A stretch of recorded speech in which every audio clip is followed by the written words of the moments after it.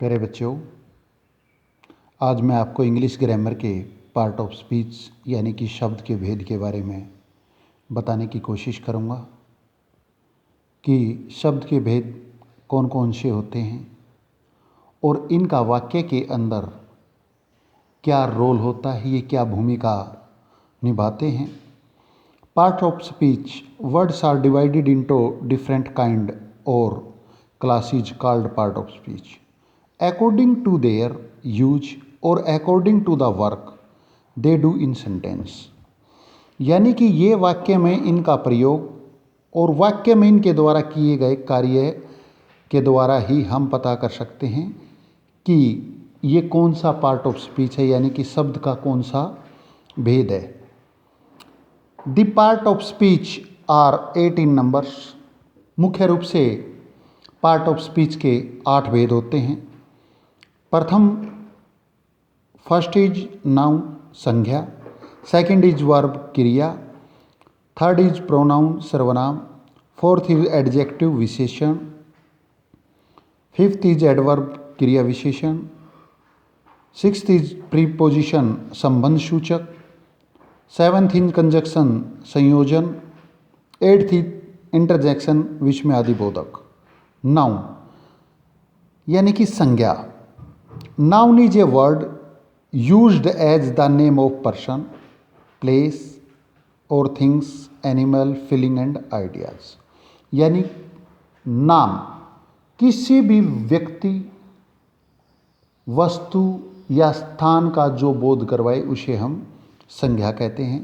जैसे Ashok is a nice boy, यानी कि अशोक, इसमें अशोक एक बच्चे का नाम है, एक अच्छा लड़का है। Akbar was the great king, Akbar एक महान महाराजा था। सेकंड, उसके बाद आता है प्रोनाउन यानी कि सर्वनाम। A pronoun is a word use to replace the noun, यानी कि संज्ञा के नाम पर प्रयोग किए जाने वाले शब्द को हम सर्वनाम कहते हैं। जैसे Amit is a good dancer, he loves dancing. Amit एक बहुत अच्छा नर्तक है, उसे डांसिंग यानी कि नृत्य करना बहुत, यानी कि नृत्य से वो बहुत प्यार करता है। तो इसमें देखिए अमित की जगह ही ने स्थान ले लिया है, यानी कि इसमें संज्ञा क्या है, अमित है, और इसकी जगह ही ने स्थान लिया है, तो ये इसका क्या हो गया, सर्वनाम हो गया, यानी कि इसका प्रोनाउन है। The books are where you left them. Books का स्थान किसने लिया है, देम ने। तो उसके बाद है क्रिया। किसी भी कर्म का होना पाया जाए उसे हम क्रिया कहते हैं। A verb is a word use to express on action और स्टेट, यानी कि किसी भी वाक्य के अंदर किसी भी कार्य का होना पाया जाए उसे क्रिया कहा जाता है, उसे वर्ब कहा जाता है।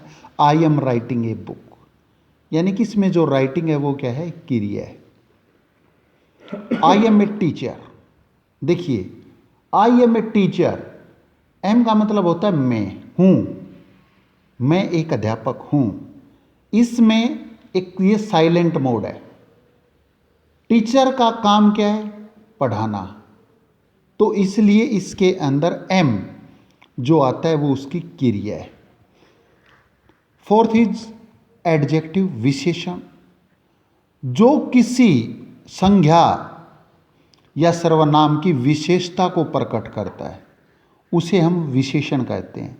N adjective is a word use to add some things to the meaning of noun, यानी कि किसी संज्ञा की विशेषता को प्रकट करे उसे हम विशेषण कहते हैं। जैसे सी इज ए ब्रेव गर्ल्स, वह एक बहादुर लड़की है। जो इसमें ब्रेव आया है वो इसकी विशेषता को प्रकट करता है, इस लड़की की। He is a tall boy, वह एक लंबा लड़का है, यानी कि लंबाई क्या है, उस लड़के की विशेषता है, उसको शो कर रहा है। There are 20 boys in the class, यानी कि क्लास में 20 बच्चे हैं, 20 लड़के हैं, ये उस क्लास की विशेषता को प्रकट कर रहा है। उसके बाद है एडवर्ब, यानी कि जो क्रिया की विशेषता को प्रकट करे,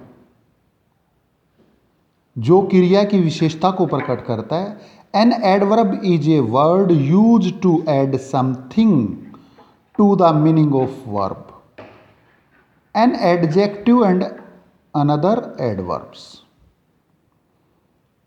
इसके अंदर देखिए, he finished the work quickly, उसने अपना काम जल्दी समाप्त कर दिया है। क्विकली जो इसके अंदर है वो इसका एडवर्ब है, क्रिया विशेषण है। उसके बाद है this flower is very beautiful, यह फूल बहुत सुंदर है। वेरी जो आया है इसमें वो उसकी क्रिया विशेषण को प्रकट करता है कि फूल बहुत सुंदर है। उसके बाद है प्रीपोजिशन, यानी कि संबंध सूचक। A preposition is a word use with a noun और ए प्रोनाउन, जो संज्ञा या सर्वनाम to show how the person and things denoted by noun और प्रोनाउंस, के स्थान पर किसी भी वस्तु या स्थान को स्टैंड करता है, उसको हम प्रीपोजिशन यानी कि संबंध सूचक के रूप में प्रयोग करते हैं। There is a bird in the garden, यानी कि पक्षियाँ कहाँ हैं? पक्षी गार्डन में। इन जो आया है इसके अंदर वो प्रीपोजिशन है। The girls is fond of music, of जो इसके अंदर है वो इसके अंदर प्रीपोजिशन है। He is in the playground, in इसके अंदर फिर प्रीपोजिशन का काम करता है।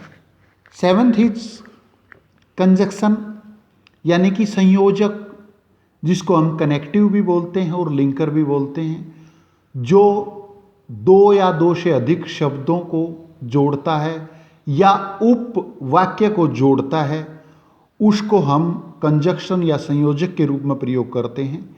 ए conjunction is a word use to join words और सेंटेंस। देखिए जैसे two and two make four, दो और दो चार होते हैं। I ran fast but miss the train, देखिए इसमें पहले वाक्य जो है दो और दो, two and two make four. And जो है वो कंजक्शन का काम करता है, लिंकर का काम करता है। और सेकंड जो सेंटेंस है इसके अंदर I ran fast but missed the train, but इसके अंदर लिंकर का काम करता है। उसके बाद है इंटरजेक्शन। इंटरजेक्शन यानी कि विस्मय सूचक। Interjection is a word which express some sudden feelings, यानी कि हमारे अंदर अचानक आने वाली फीलिंग्स, चाहे गुस्सा है, चाहे उदासीनता है, खुशी है, जो हमारे को शो करता है उसको हम विस्मय सूचक भेद के रूप में जानते हैं, जिसको हम इंटरजेक्शन बोलते हैं। इसके अंदर मुख्य रूप से जैसे ओह, आ, हेलो, हुर्रा, तो इसमें जो वाक्य हैं hurrah we won the match, यानी कि खुशी, अचानक पता लगा कि हम मैच जीत गए।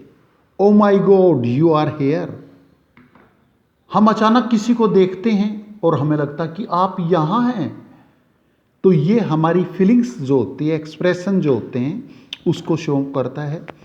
उसके बाद आता है एक निपात, जिसको हम डिटरमाइनर्स के नाम से जानते हैं।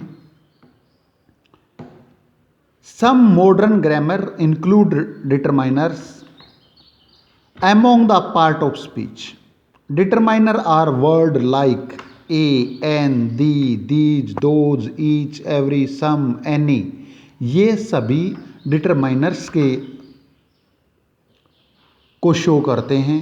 निपात जिसको हम बोलते हैं हिंदी में, उसको शो करते हैं। विच डिटरमाइनर्स और limit the meaning of the noun. तो आज का ये एक छोटी सी कोशिश आपको जो पार्ट ऑफ स्पीच के बारे में बताने की कोशिश रहेगी कि आप सभी इसको कोशिश करें, समझें। बाकी इसके बारे में जो पार्ट सेकंड होगा वो नेक्स्ट सेशन में होगा। धन्यवाद।